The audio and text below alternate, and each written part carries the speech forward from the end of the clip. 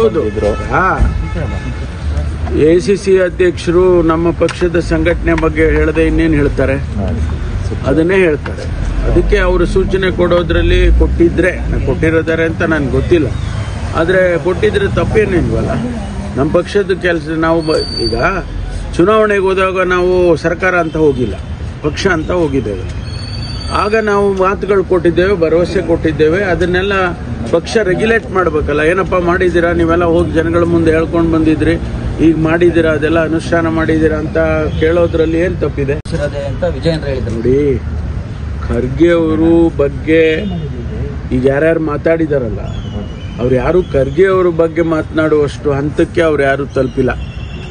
ಖರ್ಗೆ ಒಬ್ಬರು ನಮ್ಮ ಪಕ್ಷದಲ್ಲಿ ಅಷ್ಟೇ ಅಲ್ಲ, ಈ ರಾಷ್ಟ್ರದ ರಾಜಕಾರಣದಲ್ಲಿ ಒಬ್ಬ ಹಿರಿಯ ಮುಖಂಡರು, ಮತ್ತು ಅದನ್ನು ನಾವು ಪರಿಗಣಿಸಬೇಕಾಗ್ತದೆ. ಅವರು ಹೇಳುವಾಗ ಅವ್ರ ಮೇಲೆ ಟೀಕೆ ಟಿಪ್ಪಣಿಗಳು ಮಾಡೋದು ಅಷ್ಟೊಂದು ಸರಿ ಕಾಣಿಸಲ್ಲ.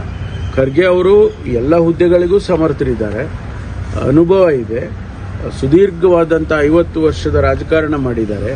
ಹಾಗಾಗಿ ಅವರು ಏನಾದರೂ ಹೇಳುವಾಗ ಅದನ್ನು ತಪ್ಪಾಗಿ ಭಾವಿಸೋದು ಸರಿ ಇಲ್ಲ. ಕೆಲವರು ರಾಜ್ಯಕ್ಕೆ ಬರಲಿ, ಅವರು ತಪ್ಪು ಏನಿಲ್ಲ. ಅವ್ರೀಗ ನೋಡಿ, ನಮ್ಮ ಪಕ್ಷದಲ್ಲಿ ಅವರೇ ನಿರ್ಣಾಯಕ ಸ್ಥಾನದಲ್ಲಿದ್ದಾರೆ.